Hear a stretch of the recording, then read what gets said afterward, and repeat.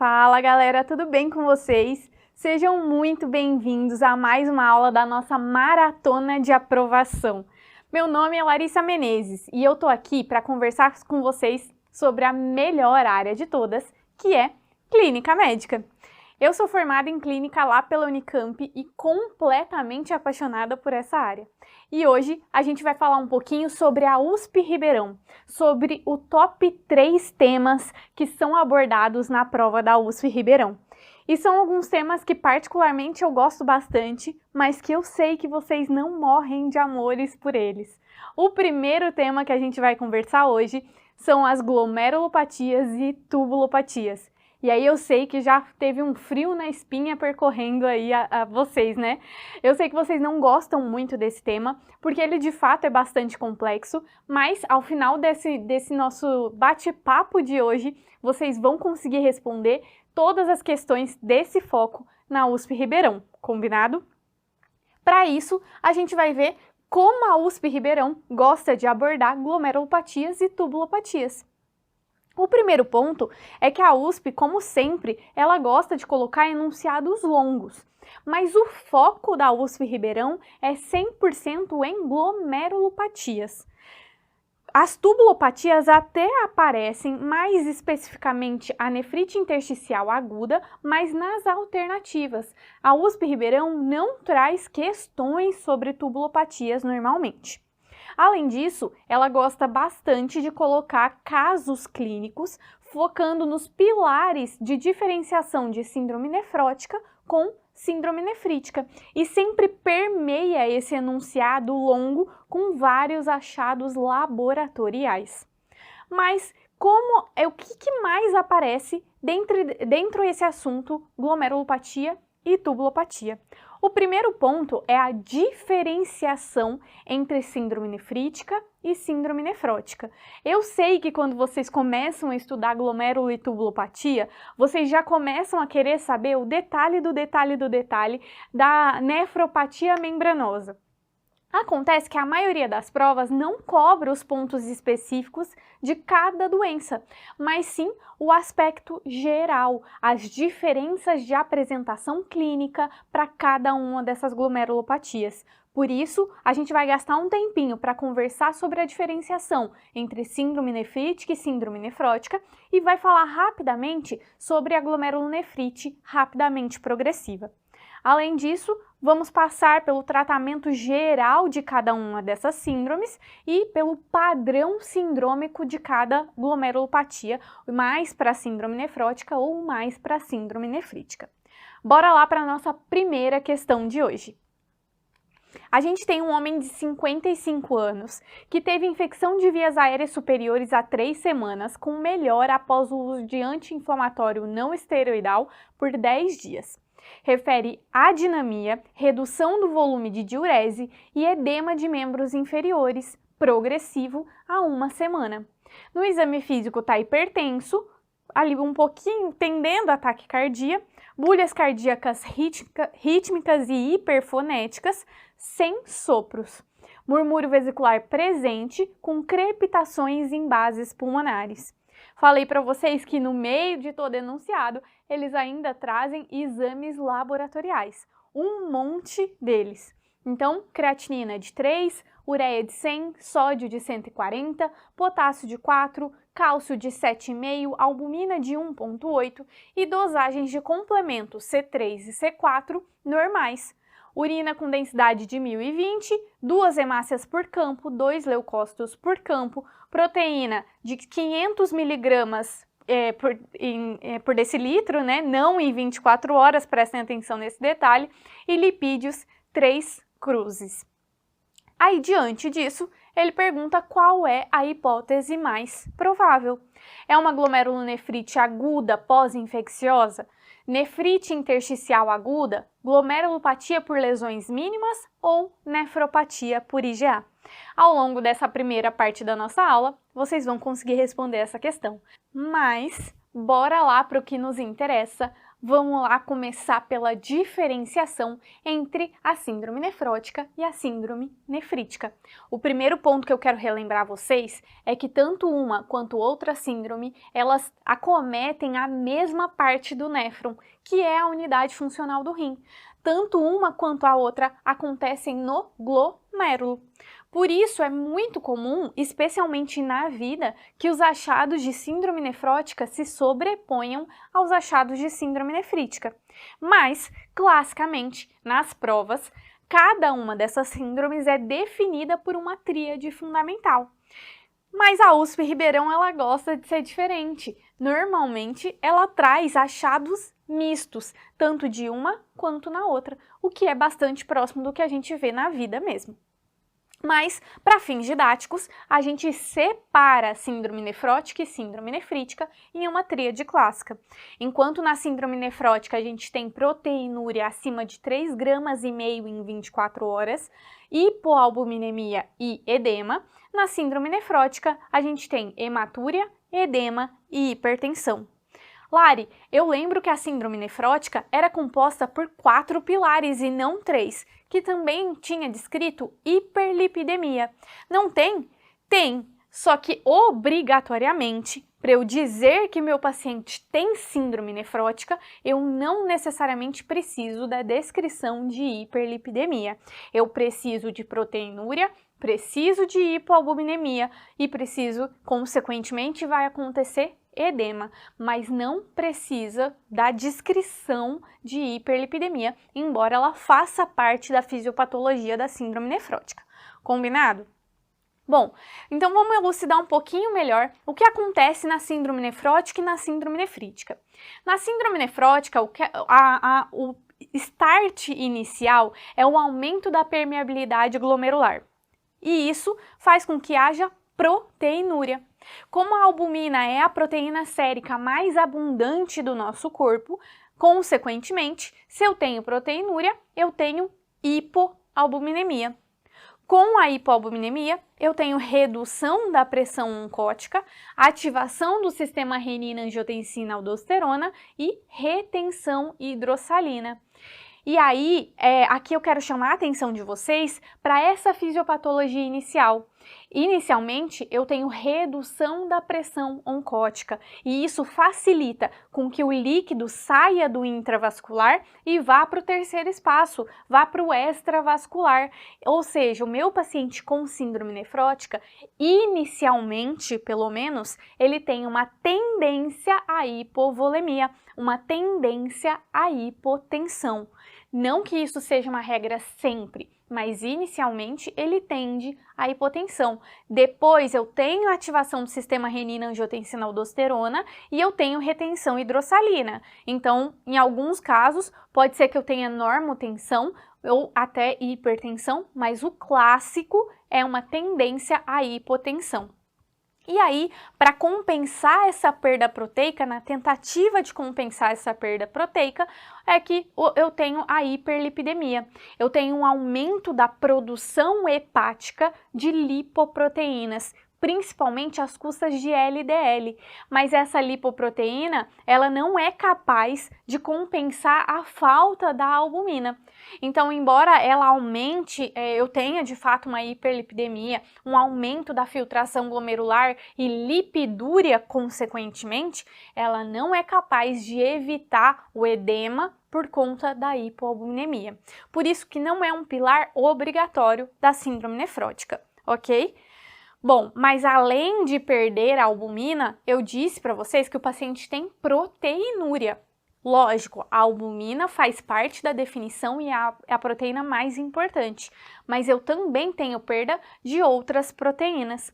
Eu posso, por exemplo, perder antitrombina C, proteína S, que são proteínas antitrombina C não, né? Antitrombina, proteína C e S, que são proteínas envolvidas na coagulação, são anticoagulantes endógenos. Então, se eu estou perdendo proteínas que evitam a coagulação, o meu paciente que tem síndrome nefrótica, ele tem uma tendência à hipercoagulabilidade. e, mais especificamente, ele tem uma prevalência aumentada de trombose da veia renal. Além disso, ele pode perder, por exemplo, transferrina, cursando com anemia ferropriva, ou ainda imunoglobulinas, e aí ele acaba tendo infecções por bactérias encapsuladas, ok? Bom, falamos então sobre a fisiopatologia da síndrome nefrótica. Como é que a gente vai tratar esse paciente de uma forma geral? O meu maior problema na síndrome nefrótica é a proteinúria. Então, para esses pacientes é fundamental que eu coloque um IECA ou um BRA. Eles são capazes de reduzir a proteinúria em até 40% dos casos. E eles acabam também reduzindo inflamação e fibrose. Para o edema, a gente utiliza restrição hídrica e diuréticos, e para a hiperlipidemia, estatinas. Além disso, se meu paciente tem uma trombose confirmada, eu vou fazer anticoagulação e posso até considerar a anticoagulação profilática para alguns casos específicos, por exemplo, se meu paciente tem albumina sérica menor do que 2. Falamos então sobre síndrome nefrótica, vamos explorar um pouquinho a fisiopatologia da síndrome nefrítica. O que acontece aqui é que ao invés de um aumento de permeabilidade glomerular, eu tenho uma inflamação capilar glomerular aguda. E com essa inflamação, eu acabo tendo a passagem, um aumento de permeabilidade secundário à inflamação. E aí o meu paciente cursa com hematúria, mas não só com hematúria, também com leucocitúria e pode ter também proteinúria. Vejam que a proteinúria não é exclusiva da síndrome nefrótica, assim como a hematúria não é exclusiva da síndrome nefrítica. Os achados se sobrepõem, mas aqui eu tenho classicamente uma proteinúria subnefrótica.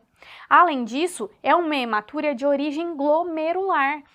As hemácias, elas se estreitam, elas se apertam para passar pelos capilares fenestrados, e isso faz com que elas fiquem distorcidas, fiquem tortas, e isso a gente chama de hematúria de origem glomerular, com ou a presença de cilindros hemáticos ou com dismorfismo eritrocitário. Essas duas palavras, né, esses dois conceitos são muito característicos de síndrome nefrítica, ok? Além de toda essa inflamação causando hematúria, leucocitúria, proteinúria, eu também vou ter uma redução da filtração glomerular. Meu paciente cursa com oligúria e por conta da oligúria, ele ativa o sistema renina-angiotensina-aldosterona, levando a uma hipervolemia e, consequentemente, hipertensão. Vejam que o mecanismo aqui é diferente do mecanismo lá da síndrome nefrótica. Enquanto lá eu tinha uma redução da pressão oncótica, aqui eu tenho automaticamente retenção hidrossalina. Então, meu paciente tem edema e, por conta desse edema, ele desenvolve hipertensão arterial sistêmica, ok? E como a gente viu o tratamento da síndrome nefrótica, a gente também vai falar sobre o tratamento da síndrome nefrítica, que eu também vou utilizar IECA ou BRA, na tentativa de reduzir a proteinúria, mas também reduzindo inflamação. Vou fazer restrição hídrica e diuréticos e, para tratar a hipertensão, que é volume dependente, também vou utilizar diuréticos, principalmente a furosemida. Mas, Lari, e a glomerulonefrite rapidamente progressiva? Ela nada mais é do que um espectro da síndrome nefrítica.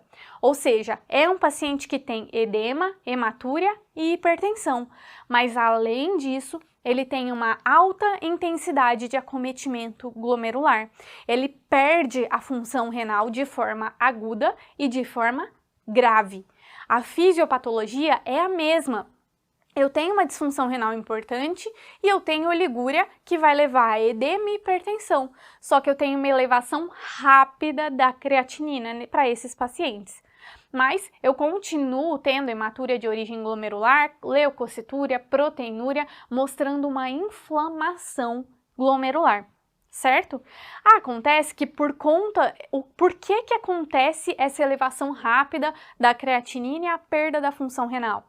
A glomerulonefrite rapidamente progressiva, ela nada mais é do que um espectro da síndrome nefrítica, em que eu tenho que é a tradução clínica da presença de crescentes. Os crescentes são formações expansivas dentro da cápsula de Bowman que acabam empurrando as alças glomerulares, destruindo a arquitetura daquele glomérulo. Inicialmente, eles têm um caráter inflamatório, mas depois eles passam a ser fibrosantes e aí eu tenho uma perda glomerular irreversível.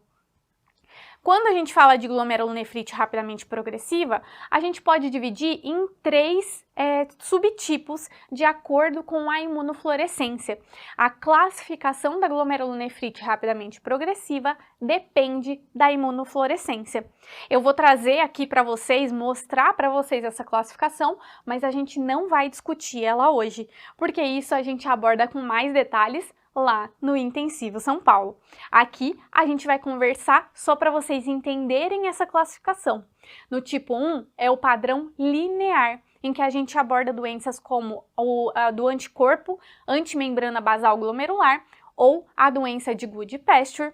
No tipo 2, a gente tem um padrão granular com deposição de imunocomplexo, o que acontece no lúpus, na crioglobulinemia, na glomerulonefrite membrano-proliferativa, na púrpura de Renoction-Lyon ou nefropatia por IgA e na GNPE também.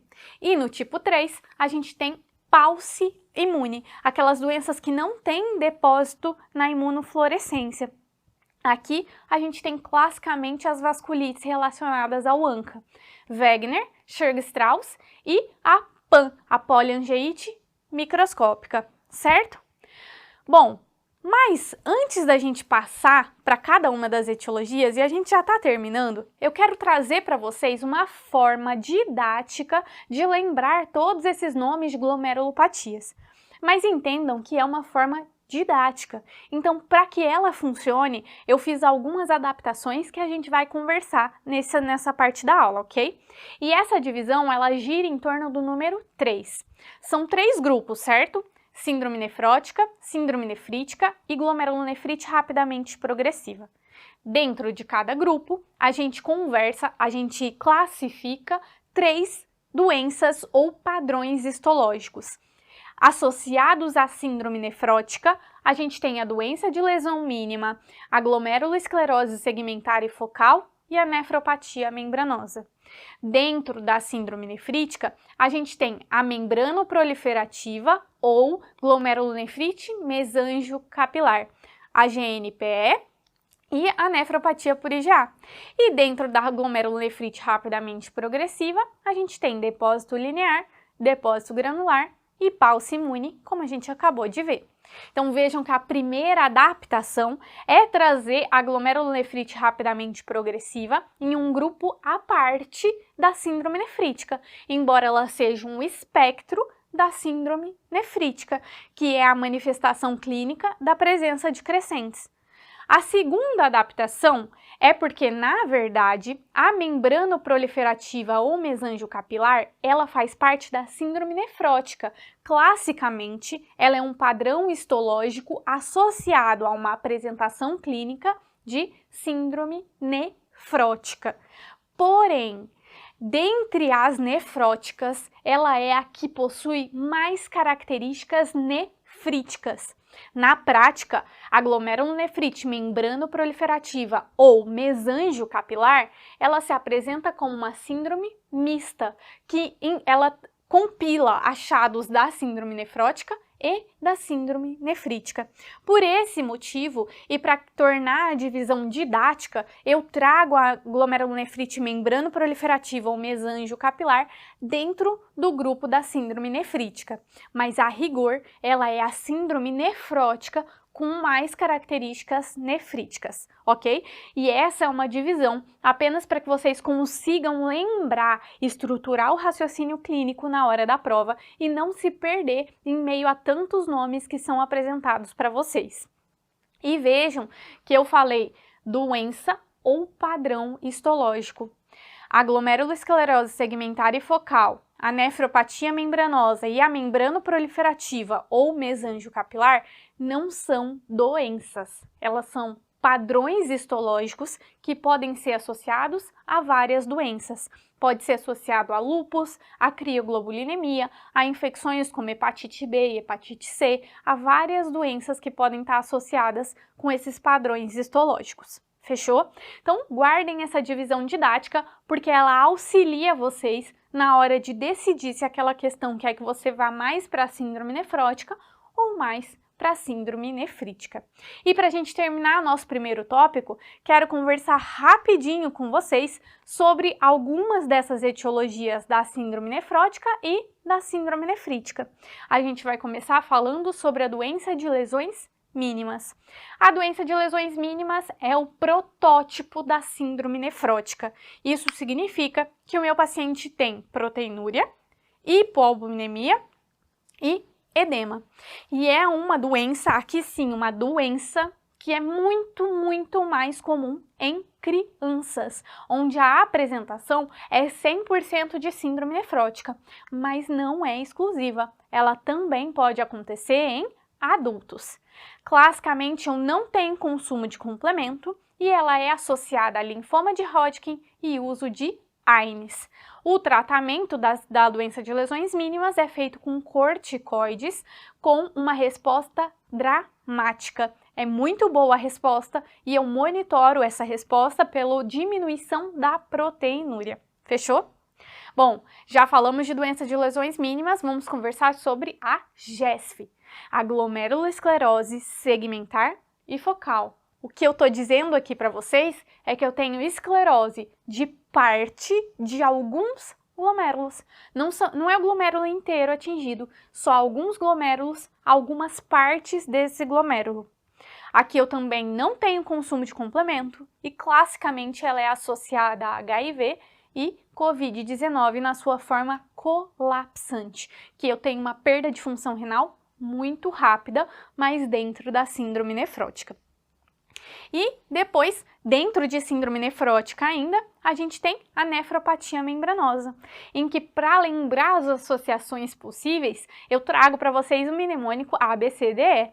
A de AINES, doença de lesão mínima também era associada a AINES, B de hepatite B, C de captopril e câncer das neoplasias, D de doença do IgG4 e E de lúpus e sais de ouro. Forçadinho, mas ajuda vocês a lembrar na hora da prova. Mas também a nefropatia membranosa, nas provas, não na USP Ribeirão, nunca foi associada ainda, mas nas provas é a glomerulopatia mais associada à trombose da veia renal.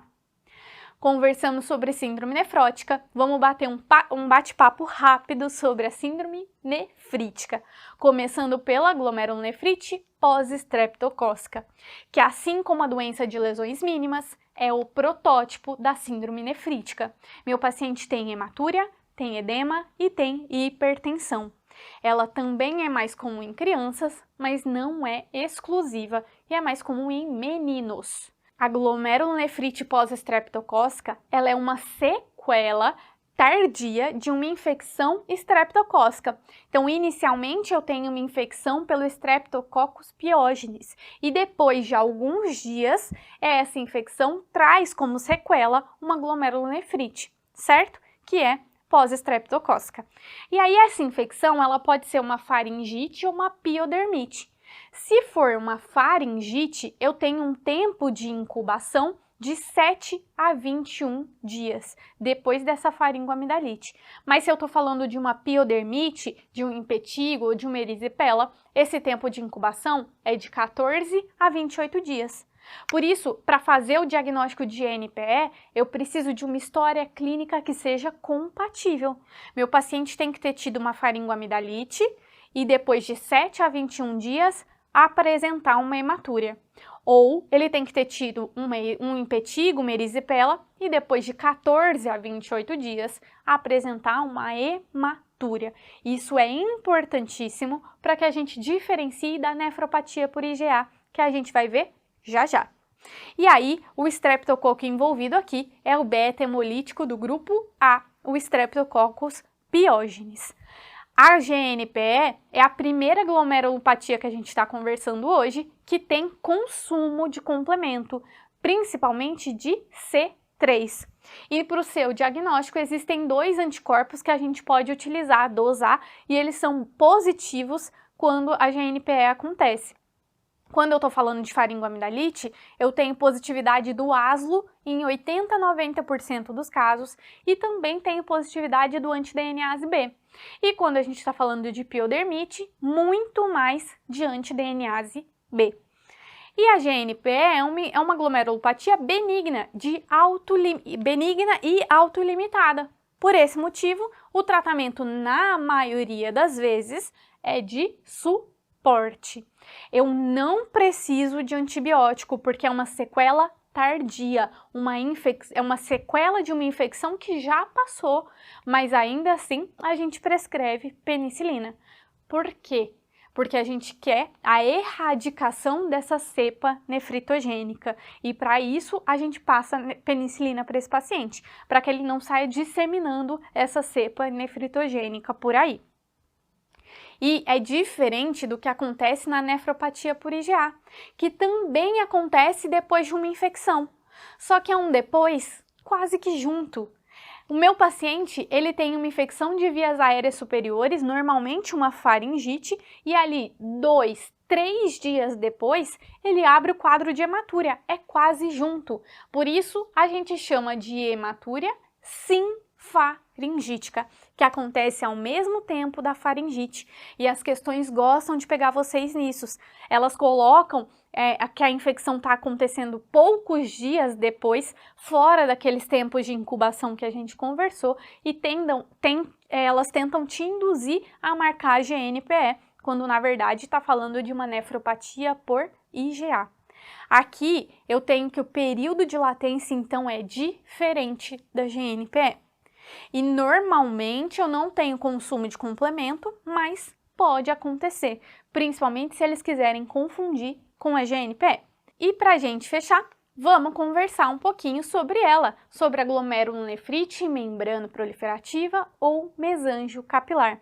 Lembrem-se que ela é a mais nefrítica dentre as nefróticas, mas eu coloco ela dentro da síndrome nefrítica para fins didáticos. Ela é uma síndrome mista e um padrão histológico que pode aparecer em várias doenças e inclusive se apresentar como glomerulonefrite rapidamente progressiva. Como assim? Eu posso ter um paciente que tem clinicamente uma síndrome mista, com achados de síndrome nefrótica ou síndrome nefrítica. Faço a biópsia e vem compatível com membrana proliferativa ou mesanjo capilar. Mas eu também posso ter um paciente que clinicamente se apresenta com glomerulonefrite rapidamente progressiva. E aí, quando eu faço a biópsia, eu vejo um padrão de membrana proliferativa ou mesanjo capilar. E ela é tão nefrítica que ela faz consumo de complemento. Eu tenho inflamação e ativação do complemento e ela consome o complemento. Como é que eu sei que diante da biópsia eu estou diante de um padrão de membrana proliferativa ou mesanjo capilar? Classicamente é descrito o aspecto de duplo contorno na membrana basal glomerular. E aí, eu trago para vocês uma questão clássica da USP Ribeirão. Normalmente, eles trazem um paciente com uma função renal normal, ou que não era descrito como ela era anteriormente, que fez uso de AINES. E aí, não fez uso de nenhum outro medicamento e logo depois ele abre uma lesão renal aguda renal. E aí, dentre as alternativas, ele coloca a nefrite intersticial aguda, que é uma tubulopatia, que a gente não vai conversar hoje, porque eu falei para vocês que o foco da USP Ribeirão é em glomerulopatia, mas classicamente ele traz ANIA nas alternativas. E aí eu quero mostrar para vocês por que não é ANIA. Ela também pode acontecer pelo uso de AINES, e ela acontece por uma infiltração linfocítica no parênquima renal e não no glomérulo. E o meu paciente classicamente se apresenta com uma tríade de febre, rash cutâneo e eosinofilia, com ou sem eosinofilúria. Eu não tenho hematúria dismórfica, que normalmente é apresentada na questão, tá bom? Bom, bora lá fechar nossa revisão sobre glomerulopatia e tubulopatia com a nossa questão. Então, era um paciente que tinha infecção de vias aéreas superiores a 3 semanas e que fez uso de AINES, ou seja, ele vai trazendo um monte de informação para tentar te confundir. Ele está hipertenso, tem disfunção renal, mas prestem atenção, esse paciente tem hipoalbuminemia, não tem consumo de complemento, não tem hematúria, tem uma proteinúria que não dá para eu saber se é de síndrome nefrótica ou não, porque aqui não está em 24 horas, e tem hiperlipidemia. É um paciente que tem proteinúria, tem hipoalbuminemia, tem edema e tem hiperlipidemia, provavelmente porque ele tem lipidúria. Não dá para dizer que esse paciente não tem síndrome nefrótica. Por outro lado, ele está hipertenso, porém ele não tem hematúria significativa. Ou seja, eu estou diante de uma síndrome nefrótica. Eu vou procurar diagnósticos, hipóteses diagnósticas que se encaixem na síndrome nefrótica. Ou seja, é glomerulonefrite aguda pós-infecciosa? Não é. A GNPE, ou pós-infecciosa, porque hoje a gente sabe que não é só o estreptococo que está envolvido, ela classicamente se apresenta como síndrome nefrítica. Eu não teria hipoalbuminemia e eu teria consumo de complemento, principalmente às custas de C3. A nefrite intersticial aguda, falei para vocês, a USP sempre traz essa pegadinha. O paciente fez uso de AINE, ele abre uma disfunção renal e aí traz nas alternativas. Mas não é. Aqui na NIA eu não tenho hematúria, como o nosso paciente não tinha, mas classicamente eu tenho a descrição de eosinofilia. E também não é nefropatia por IgA. Embora ele tenha tido uma infecção de vias aéreas superiores, ele teve há 3 semanas atrás, o que seria até mais compatível com a pós-infecciosa do que com a nefropatia por IgA, e ele também está se apresentando com síndrome nefrótica. Hipoalbuminemia, lipidúria e edema, ele tem essas características bem marcadas. Por esse motivo, a nossa resposta fica sendo como glomerulopatia de lesões mínimas. Lari, mas ele está hipertenso, ele tem disfunção renal importante. É glomerulopatia por lesão mínima mesmo? Sim, a doença de lesões mínimas em crianças é 100% nefrótica, mas em adultos ela pode apresentar achados de nefrítica. Hipertensão e lesão renal aguda podem acontecer em pacientes adultos com glomerulopatia por lesão mínima. Fechou? Terminamos glomerulopatias e tubulopatias, vamos conversar um pouquinho sobre distúrbios obstrutivos. Como a USP gosta de pensar em distúrbios obstrutivos? Mais uma vez, os enunciados são longos e o foco é em DPOC. A USP Ribeirão classicamente cobra muito mais DPOC do que asma, por isso a gente vai focar na DPOC hoje.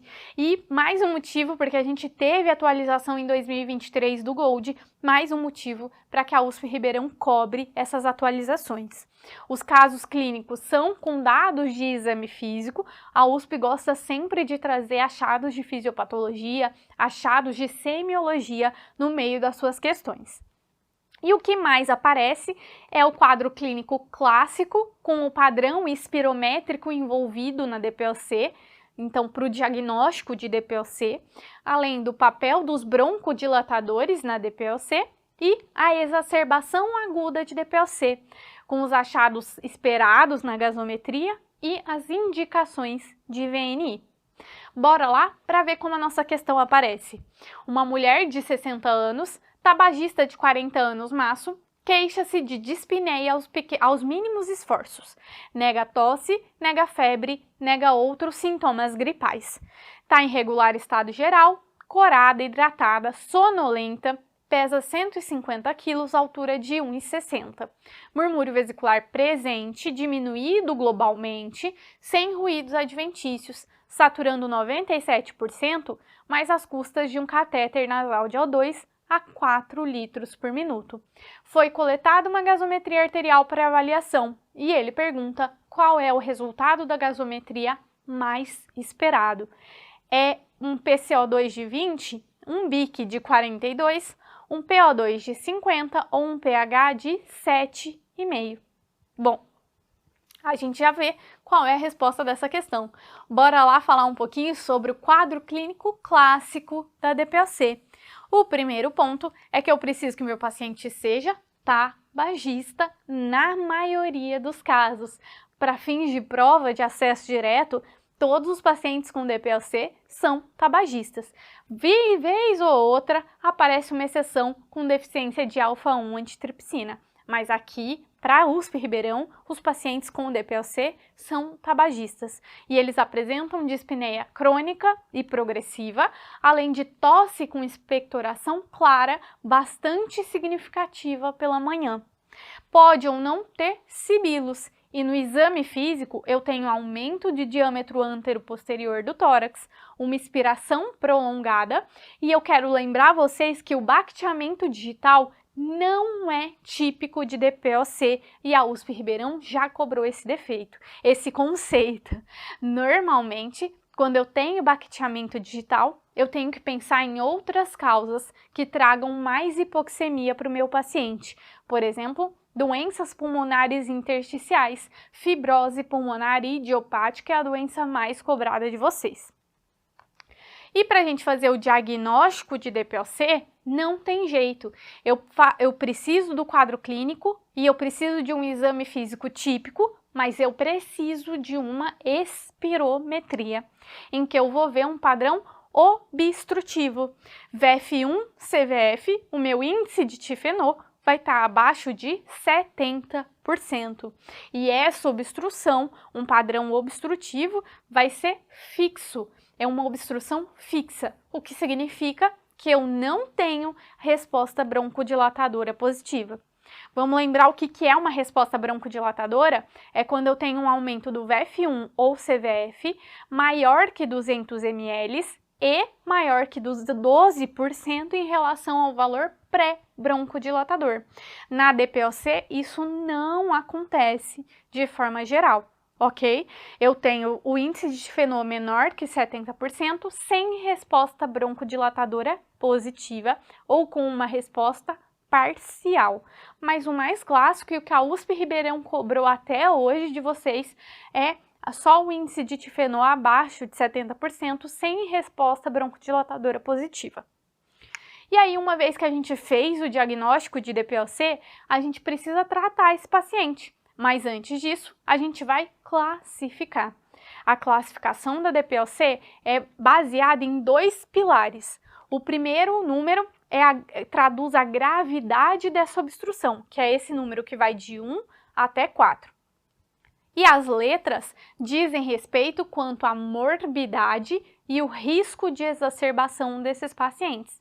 Aqui também foi uma mudança do GOLD de 2023.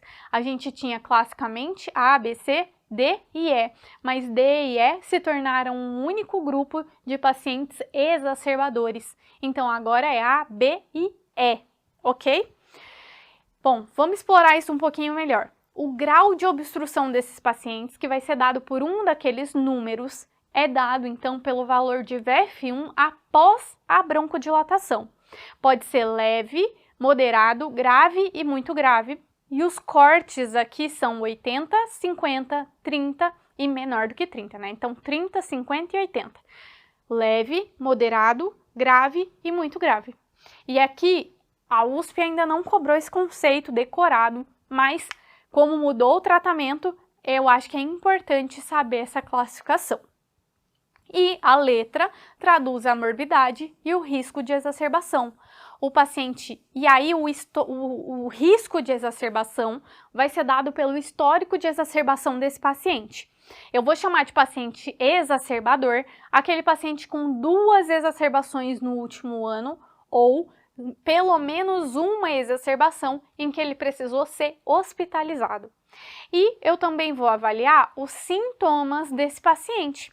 E para fazer isso, a gente tem duas escalas disponíveis, o CAT e a MMRC. Vocês não precisam saber de cor essas avaliações, essas escalas, mas vocês precisam saber o valor de corte. CAT maior ou igual a 10 ou MMRC maior ou igual a 2 são pacientes sintomáticos. Portanto, o paciente que é classificado com a letra A é um paciente que é pouco sintomático e não é exacerbador. Já com a letra B, é o paciente que é sintomático, mas não é exacerbador. E antes o que eram C e D, agora é tudo o paciente E, que é de exacerbador. Independente de ter sintomas ou não, a gente entende que a exacerbação é o que de pior pode acontecer para esse paciente, e por isso eles viraram um grupo só. Essa classificação é fundamental, porque a partir dela a gente consegue traçar o tratamento do nosso paciente. O paciente que é A, ele é pouco sintomático e não é exacerbador, vai usar qualquer broncodilatador. Pode ser um LABA, pode ser um SAMA, pode ser um LAMA, pode ser qualquer broncodilatador. Já o paciente B, que é sintomático, mas não é exacerbador, vai utilizar uma terapia dupla, um LABA e um LAMA, um beta-2 agonista de longa duração e um antimuscarínico de longa duração.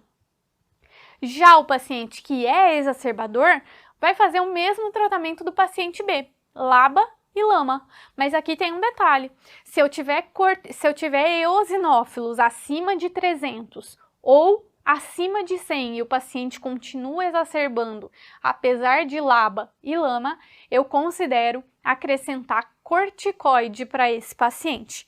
E aí é o que a gente chama de terapia tripla, LABA, LAMA e corticoide inalatório. E eu sempre vou dar preferência para um dispositivo único em relação a múltiplos dispositivos, porque isso favorece a adesão do paciente. Vamos conversar um pouquinho então sobre os broncodilatadores e sobre a corticoterapia. Os broncodilatadores na DPOC, eles reduzem os sintomas e também reduzem a severidade e a frequência de exacerbações, mas eles de forma isolada não reduzem a mortalidade do paciente. Assim como a corticoterapia, que aqui no DPOC é feita de forma inalatória. E ela nunca vai ser feita de forma isolada para o paciente com DPOC, sempre em associação com LABA e LAMA para o paciente que está lá no grupo E, como a gente acabou de ver pela tabelinha classificatória. A gente nunca utiliza sozinho e eu vou dar preferência então para os pacientes que têm eosinófilos acima de 300 ou acima de 100, que estão fazendo uso de LABA e LAMA e continuam exacerbando. Por quê? A corticoterapia de forma isolada, ela aumenta o risco de PAC e não traz benefício para esse paciente em termos de mortalidade.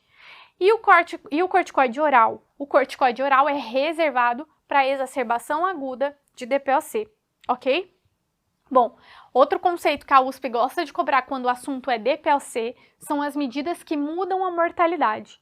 E a primeira delas que eu quero chamar a atenção de vocês é a terapia tripla, que LABA, LAMA e corticoide inalatório, que mostrou benefício em reduzir a mortalidade para aqueles pacientes exacerbadores frequentes ou com exacerbações graves. Esse conceito é do GOLD de 2023.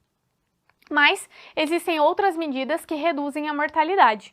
A primeira delas é a cessação tabágica para todos os pacientes. O meu paciente com DPOC precisa parar de fumar. Além disso, a gente tem a reabilitação pulmonar para aqueles pacientes que foram internados por conta de uma exacerbação ou que tiveram alta a menos de 4 semanas de uma exacerbação. Também reduz a mortalidade a oxigênio-terapia domiciliar, mas eu vou indicar ela para todo mundo? Não. Para eu passar oxigênio domiciliar para o meu paciente, ele tem que ter uma PA de O2 menor que 55 ou entre 55 e 60 com cor pulmonale ou policitemia. Para esses pacientes, a oxigênio-terapia domiciliar está indicada e reduz mortalidade quando corretamente utilizada.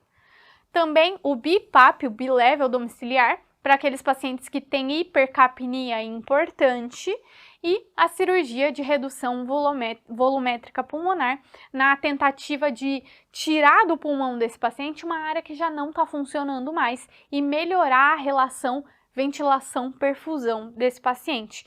Está indicada para aqueles pacientes que têm enfisema, destruição do parênquima, principalmente em uma área localizada e mais superior, campos pulmonares superiores, e que tem baixa tolerância à atividade física.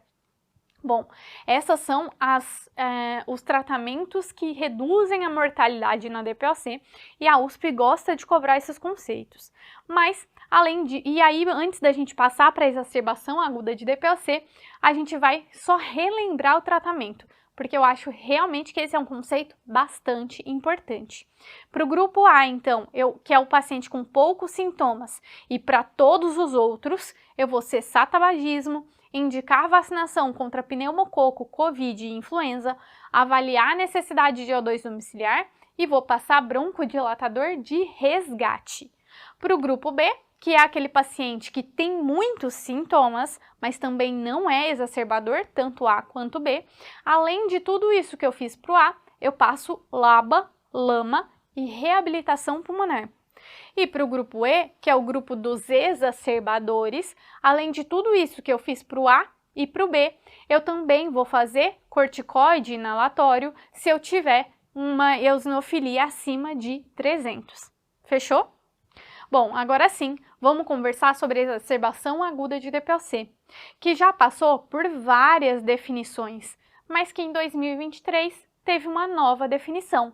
É uma piora da dispneia ou da tosse desse paciente nos últimos 14 dias, em que eu vou ter taquipneia ou taquicardia por conta de um componente inflamatório, uma inflamação local ou sistêmica. E essa inflamação pode ser causada por infecção, por poluição, por qualquer outro insulto à minha via aérea.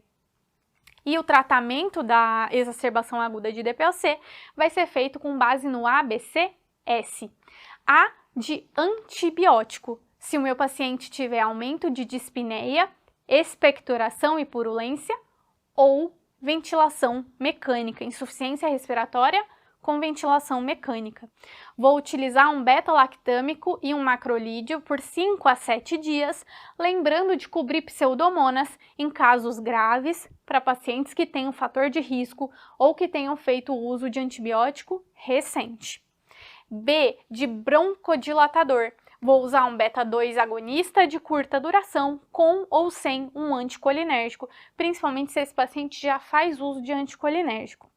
C, de corticoide, prednisona, 40 mg via oral por 5 dias. E S, de suporte de oxigênio. Posso fazer isso através de um catéter nasal de O2 ou uma máscara não reinalante, objetivando uma saturação entre 88 e 92. Mas tenho que ter muita atenção aqui pelo risco de rebaixamento por carbonarcose. Isso acontece porque quando eu dou oxigênio para o paciente que tem DPOC, ele perde um mecanismo adaptativo de vasoconstrição hipóxica. E isso faz com que ele tenha uma acentuação do padrão de gasometria arterial que o paciente de DPOC já apresenta normalmente, de uma acidose respiratória. Porque o que acontece é que ele acaba retendo mais CO2, porque ele tem dificuldade de eliminar esse CO2 por uma obstrução da via aérea.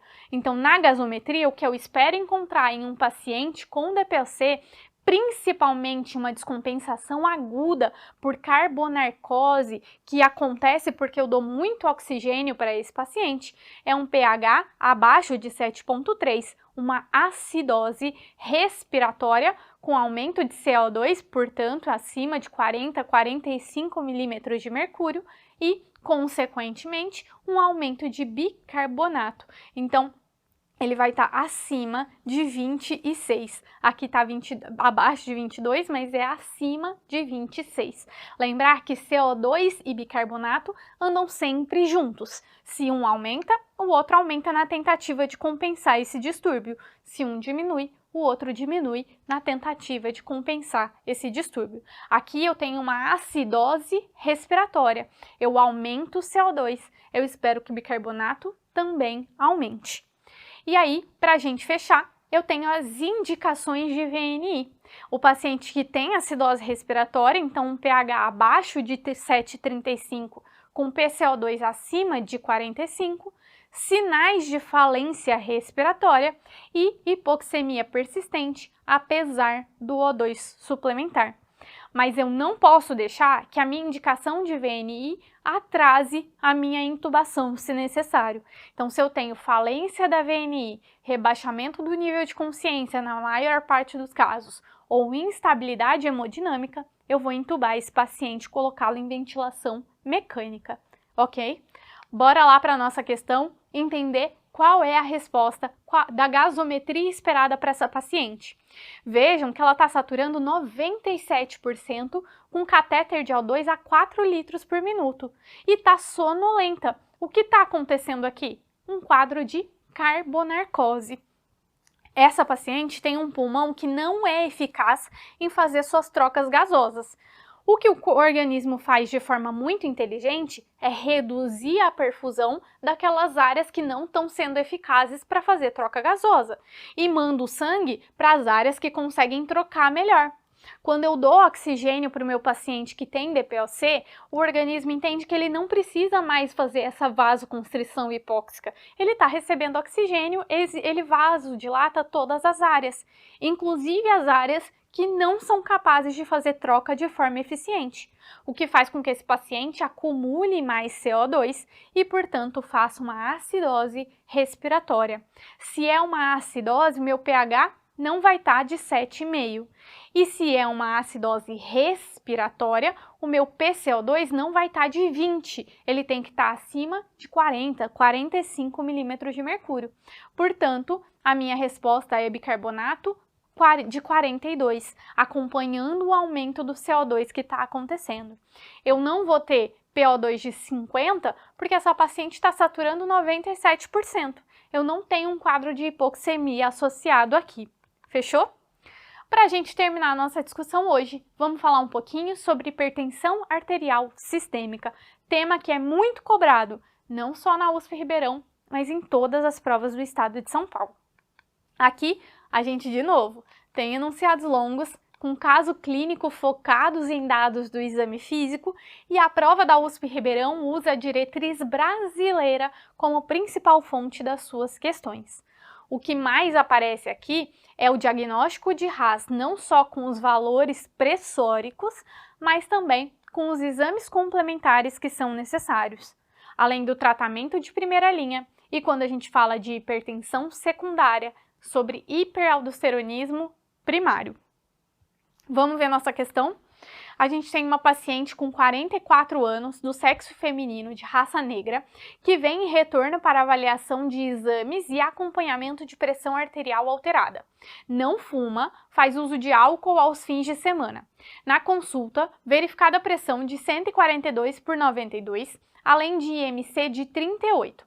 Resultados de exames, glicemia de jejum de 109, então está um pouquinho aumentada, colesterol total de 207, colesterol de 58, aqui o HDL, né? Triglicérides abaixo de 190, creatinina de 1,1, sódio de 142, potássio de 4,9, ácido úrico de 5,1 e urina tipo 1 sem alterações.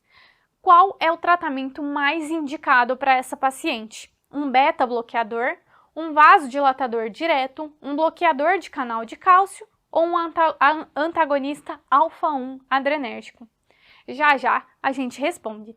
Vamos começar pelo diagnóstico de hipertensão arterial sistêmica, pela diretriz de 2020 da Sociedade Brasileira de Cardiologia.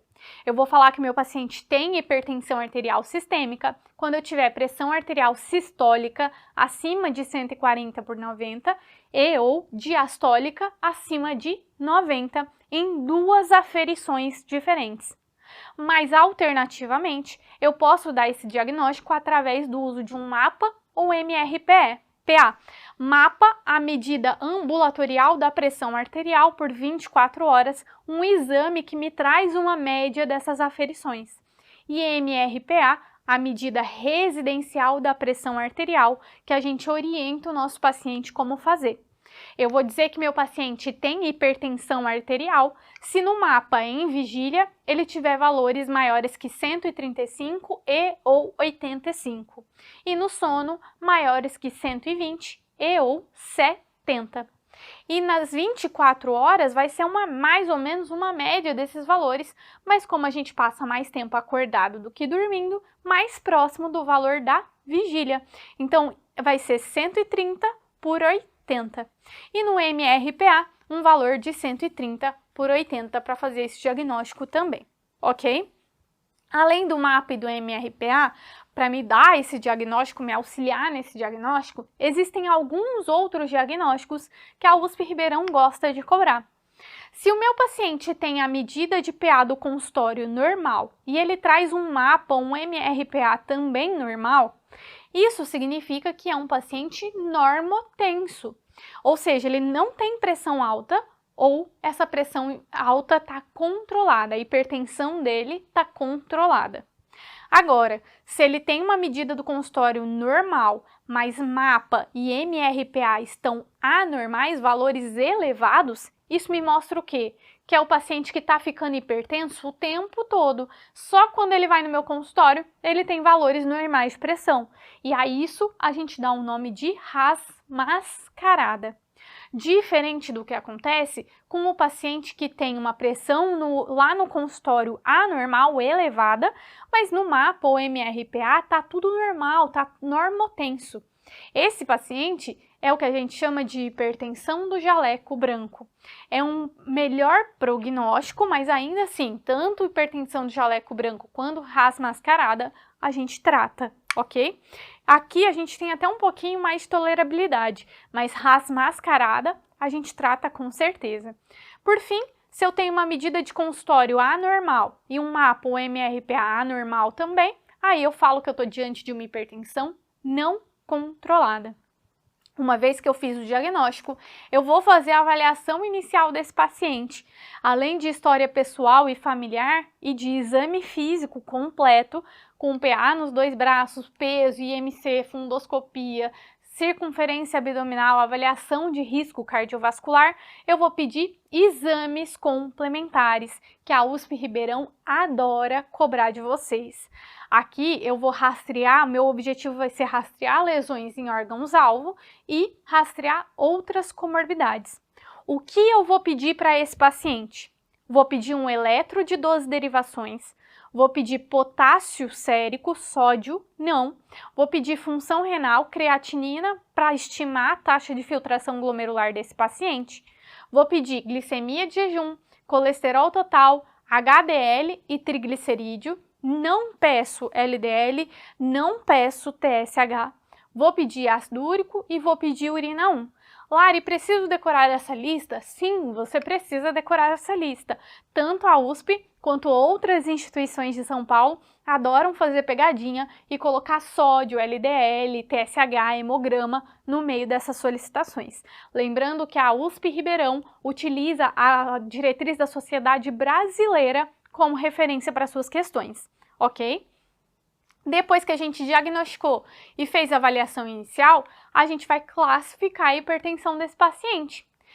Precisa decorar essa tabela?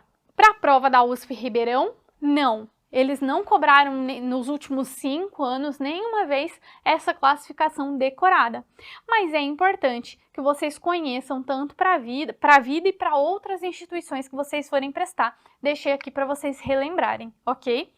Depois que a gente classificou, a gente passa para o tratamento da hipertensão arterial, com foco no tratamento de primeira linha. E uma vez que a gente classificou, a gente precisa tratar esse paciente, sempre priorizando os tratamentos de primeira linha. Lógico que o tratamento da hipertensão arterial sistêmica envolve terapias farmacológicas e não farmacológicas, e ambas são cobradas nas provas, mas a terapia farmacológica de primeira linha é o foco da USP Ribeirão, por isso é ela que a gente vai discutir com maior enfoque hoje, ok? Dentro da terapia de primeira linha farmacológica, a gente tem 4 medicamentos, 4 classes medicamentosas. Os diuréticos tiazídicos, os bloqueadores de canais de cálcio, os inibidores da enzima conversora de angiotensina e os bloqueadores dos receptores da angiotensina. Aqui tá errado, a angiotensina. O primeiro, a gente vai conversar sobre diuréticos tiazídicos, que a gente tem como representantes a hidroclorotiazida, principalmente, e a clortalidona. Eles têm como vantagem a redução da morbidade cardiovascular e também é bom para pacientes com osteoporose e nefrolitíase pelo efeito redutor de calciúria que eles possuem. Como efeito colateral, os diuréticos tiazídicos têm 4 hipos e 3 hipers. Eles causam hiperglicemia, hiperlipidemia e hiperuricemia. E como hipovolemia, hiponatremia, hipocalemia e hipomagnesemia. Contraindicação, se o meu paciente tiver um clearance de creatinina abaixo de 30 ou hiperparatiroidismo ou gota. E precauções para pacientes que têm diabetes, eles aumentam a glicose, né, a glicemia, a gente viu aqui em cima, e eu tenho que tomar cuidado com a associação com beta-bloqueadores, porque ele pode piorar a dislipidemia e a glicemia desses pacientes, ok? Bom, os bloqueadores dos canais de cálcio, a gente tem como principais representantes dos dihidropiridínicos, o amlodipino e o nifedipino, e dos não dihidropiridínicos, o verapamil e o diltiazem, a duplinha imbatível, né? Aqui eles são capazes de reduzir acidente vascular encefálico, são antianginosos, então eu tenho benefício em usar na doença arterial crônica, e eles são seguros para pacientes com doença renal crônica. É a primeira escolha para pacientes afrodescendentes. Mas como efeitos colaterais, eles podem causar edema maleolar e cefaleia, principalmente, quando a gente está falando de dihidropiridínicos, então amlodipino e nifedipino.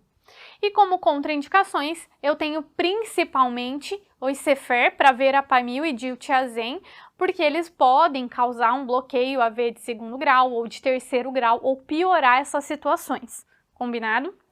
Depois disso, a gente tem os inibidores da enzima de conversora de angiotensina, os IECA, como enalapril, captopril, lisinopril, ramipril, todos os prios que a gente tem por aí. Eles reduzem a mortalidade na doença arterial coronariana e na insuficiência cardíaca de fração de ejeção reduzida, e também exercem um efeito nefroprotetor. Como efeitos colaterais, eles podem causar tosse seca, angioedema e hipercalemia. E eu, por isso, tenho que ter cuidado para pacientes que estejam com hipercalemia ou disfunção renal ou que tenham estenose de artérias renais. E eles são contraindicados para pacientes com gestação e eu não vou associar com o BRA. Além disso, como precauções, eu preciso tomar cuidado com mulheres em idade fértil e lembrar que, inicialmente, os IECA acabam piorando a função renal desse paciente. Então, eu posso tolerar uma piora da função renal de até 30%. Passou de 30%, eu vou suspender o IECA para esse paciente.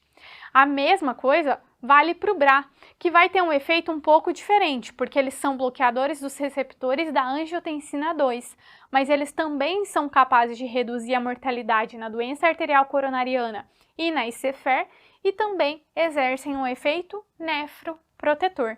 com o benefício especial da losartana de exercer um efeito úrico-osúrico, talvez seja bom para pacientes com gota, por exemplo.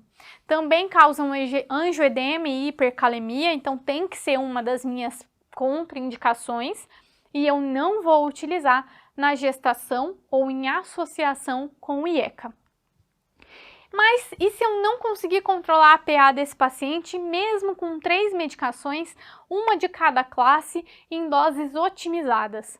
Aí a gente vai passar para a nossa quarta droga, que é uma questão clássica de prova, que é a espironolactona, que ela tem como efeito, ela é um antagonista da aldosterona, aqui sim a aldosterona, e que ela tem como principal vantagem contrabalancear essa hipocalemia que alguns outros antihipertensivos podem causar, por exemplo, o diurético tiazídico, por exemplo.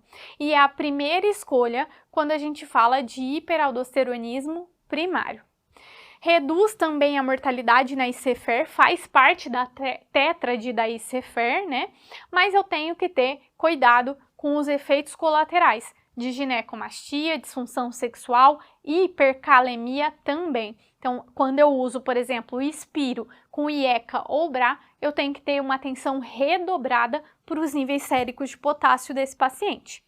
Pode causar hipercalemia, o principal efeito colateral, como a gente falou, e eu vou ter precaução principalmente na associação com IECA ou BRA.